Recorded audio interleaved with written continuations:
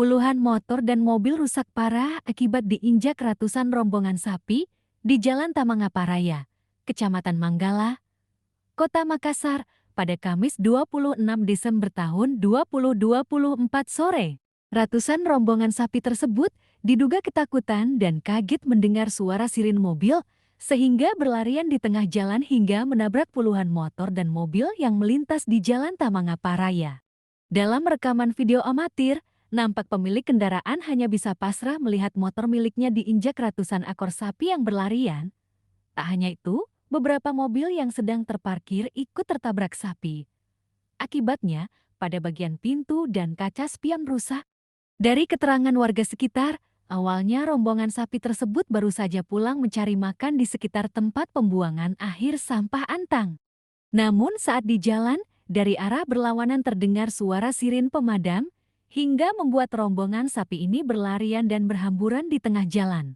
Seorang pengembala sapi pun tak bisa berbuat banyak, lantaran ratusan ekor sapinya berlarian ketakutan usai mendengar suara sirin.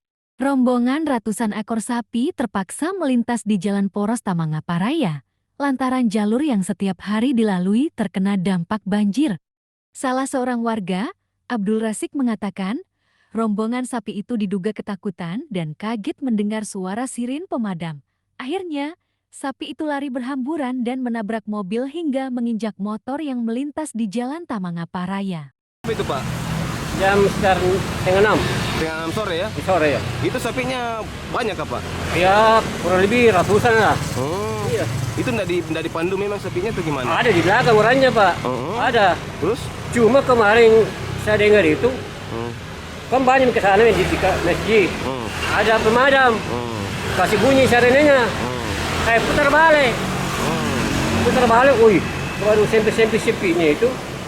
Semua mobil yang ditabrak. Sama motor ya. Oh, sama motor, Pak ya? Motor ya. Oh, ada puluhan berarti kendaraan ditabrak, Pak ya? Ya kurang lebih lah. Termasuk mobil parkir saja ini.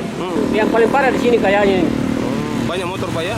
Banyak. Jadi ditinggalkan pengendara itu motor di tengah jalan, Pak? Iya.